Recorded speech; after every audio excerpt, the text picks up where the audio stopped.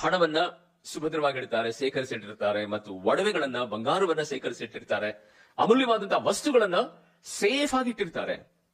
ಆದರೆ ಆ ಬೆಳ್ಳಿ, ಬಂಗಾರ, ಆ ಒಡವೆ, ವಸ್ತ್ರಕ್ಕಿಂತಲೂ ಸಹ ನಿನ್ನ ಕಣ್ಣೀರು ದೇವರಿಗೆ ಬಹಳ ಬೆಲೆಯುಳ್ಳದಾಗಿವೆ. ನಿನ್ನ ಕಣ್ಣೀರು ಬಹಳ ಬೆಲೆಯುಳ್ಳದಾಗಿವೆ. ದೇನಾಕೆ ಸ್ತೋತ್ರವಾಗಲಿ. ನಾವು ಅನ್ಕೊಂಡಿರ್ತೇವೆ ಈ ಲೋಕದಲ್ಲಿ ಬಹಳ ಬೆಲೆಯುಳ್ಳದು ಆಸ್ತಿ, ಅಂತಸ್ತು, ಐಶ್ವರ್ಯ, ಬೆಳ್ಳಿ, ಬಂಗಾರ, ಹಣ ಎಂಬುದಾಗಿ. ಆದರೆ ನಾನು ನೀನು ಆರಾಧಿಸುವಂತಹ ದೇವರಿಗೆ ಬಹು ಬೆಲೆಯುಳ್ಳದ್ದು ಯಾವುದು ಎಂಬುದಾಗಿ ನೆನೆಸುವಾಗ ಅದು ಮಾನವನ ಕಣ್ಣೀರಂತೆ.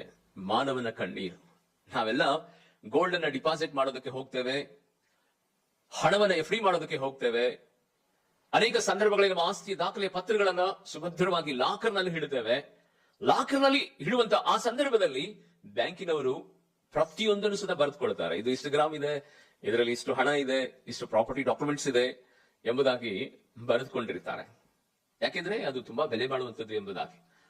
ಆದ್ರೆ ದೇವರನ್ನ ನಾವು ಗಮನಿಸುವಾಗ, ಆತ್ಮೀಯ ದೇವಶಂದ್ರೆ, ಈ ಲೋಕದಲ್ಲಿ ಯಾರಿಗೂ ಬೇಡವಾಗಿರುವಂತ ಆ ಕಣ್ಣೀರನ್ನ ದೇವರು ತನ್ನ ಬುದ್ಧಲಿಯಲ್ಲಿ ಸೇಕರಿಸಿಟ್ಟು ತನ್ನ ಪುಸ್ತಕದಲ್ಲಿ ಅದನ್ನ ಬರೆದಿಟ್ಟಿರ್ತಾರಂತೆ. ಯಾವಾಗ ನೀನು ಕಣ್ಣೀರಿಟ್ಟೆ, ಯಾವಾಗ ನೀನು ಮಧ್ಯಸ್ಥಿಕೆ ಪ್ರಾರ್ಥನೆ ಮಾಡಿದೆ, ಯಾವಾಗ ಉಪವಾಸ ಪ್ರಾರ್ಥನೆ ಮಾಡುವಾಗ ಕಣ್ಣೀರಿಟ್ಟೆ, ಜನರ ರಕ್ಷಣೆಗಾಗಿ ಯಾವಾಗ ನೀನು ಕಣ್ಣೀರಿಟ್ಟೆ, ನಿನ್ನ ಕುಟುಂಬ ಸರಿಯಾಗಬೇಕೆಂಬುದಾಗಿ, ನಿನ್ನ ದುಃಖದ ದಿನಗಳು ಕೊನೆಗಾಣಬೇಕೆಂಬುದಾಗಿ ನೀನು ಕಣ್ಣೀರಿಟ್ಟೆ, ಅವೆಲ್ಲವೂ ಸದಾ ರೆಕಾರ್ಡ್ ಆಗಿರ್ತದಂತೆ. ಕಣ್ಣೀರಿಗೆ ಬೆಲೆ ಕೊಡದವರ ಮುಂಭಾಗದಲ್ಲಿ ನೀವು ಕಣ್ಣೀರನ್ನ ಇಡಬೇಡ್ರಿ ಎಂಬುದಾಗಿ. ಅಂದ್ರೆ ಅದಕ್ಕೆ ಬಹಳ ಬೆಲೆ ಇದೆ. ಕಣ್ಣೀರು ಎಷ್ಟು ಶಕ್ತಿಶಾಲಿ ಎಂಬುದಾಗಿ ನೆನೆಸುವಂತಹ ಸಂದರ್ಭದಲ್ಲಿ, ಆತ್ಮೀಯ ದೇವಶಂದ್ರೆ, 1% ಮಾತ್ರ ನೀರು ನಮ್ಮ ಕಣ್ಣಿಗೆ ಕಾಣಬಹುದು.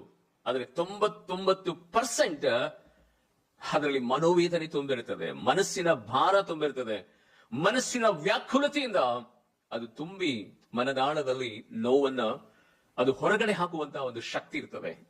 ಯಾಕೆ ಕಣ್ಣೀರು ಬರ್ತದೆ ಮನುಷ್ಯನಿಗೆ ಎಂಬುದಾಗಿ ನೆನೆಸುವಾಗ, ಅವನಿಗೆ ಯಾವುದೇ ವಿಧವಾದಂತಹ ಆ ದುಃಖವನ್ನು ತಡೆದುಕೊಳ್ಳುವಂತ ಶಕ್ತಿ ಇಲ್ಲದೆ ಇರುವಾಗ, ಅದು ಒಂದು ಎಕ್ಸಾಂಪಲ್ ಆಗಿ ಹೇಳುವಾಗ ಏನಂದ್ರೆ, ನೋಡ್ರಿ, ನದಿಗಳು ಅಥವಾ ಡ್ಯಾಮ್ಗಳು ಅಥವಾ ಕಟ್ಟೆಗಳು ತುಂಬಿದಾಗ ಅದಕ್ಕೆ ತಡ್ಕೊಳಕ್ ಆಗಲ್ಲ.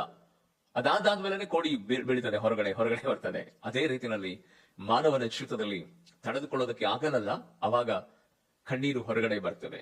ಬಹಳ ಜನರು ಹೇಳ್ತಾರೆ ಏನಂದ್ರೆ, ಅವನು ಹೆಂಗಳ್ತಿದ್ದಾನೆ ನೋಡು, ಗದರಿಸ್ತಾರೆ, ಗಂಡು ಸಾಕಿದ್ದು ನೀನು ಅಳ್ತಾ ಇದೀಯಾ ನೀನು ಅಂತ.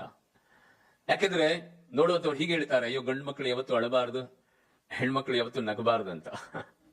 ಅದೇ ಹೆಣ್ಮಗಳು ಅತ್ತರೆ ಬಹಳ ಜನ ಇಷ್ಟಪಡ್ತಾರೆ. ಅವ್ರಿಗೆ ಹೇಳುವಂತ ಸಂಗತಿ ಏನ್ ಗೊತ್ತಾ, ಈ ಅಮ್ಮ ಬಹಳ ಅಳು ಮನುಷ್ಯ, ಇವಳು ತಲೆ ಮೇಲೆ ಒಂದ್ ದೊಡ್ಡ